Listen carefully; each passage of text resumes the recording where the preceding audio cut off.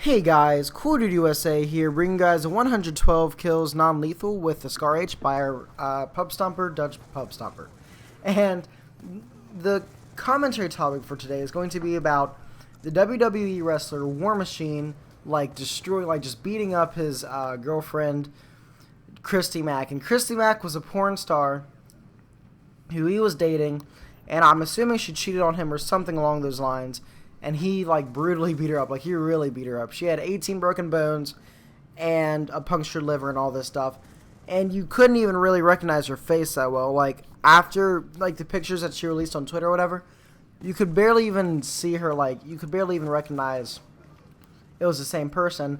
And I had not heard of either of these people until I had heard about War Machine beating her up. But I think it's just funny that he dated a porn star, and I assume she cheated on him, or I assume she, did something that would be, non-monogamous, and he got angry and he beat her up really bad. But the thing that confuses me is, why would you beat up a porn star girlfriend for doing something that isn't, faithful? I feel like if you if you date a porn star girlfriend, then you've got to expect that she's going to be doing things that are just against a relationship. I mean, being a porn star is just anti-relationship right there. X-Jaws dated that porn. I don't even know who he dated, but he dated some porn star. I think he even married a porn star.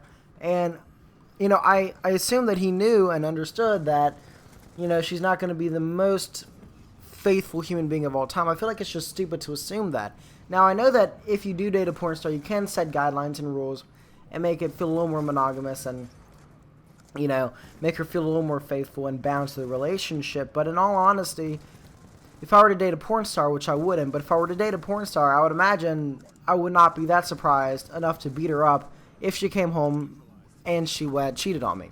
And then on her side, I don't know why she cheated on someone when her boyfriend's a WWE wrestler, and obviously he's kind of a D-bag. I mean, from his pictures and all that, he seems kind of like D-baggy. His name is War Machine, and he's a WWE wrestler. I mean, I wouldn't mess with a WWE wrestler, if I were her. And she just, kind of walked into it, I guess. She's just stupid.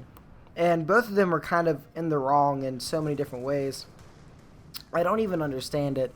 But back to my point of, how are you going to date a porn star and then expect her to be so extremely, first of all, porn stars aren't even good people. Just in general, porn star actresses, I know that they're normally they're just not even decent human beings.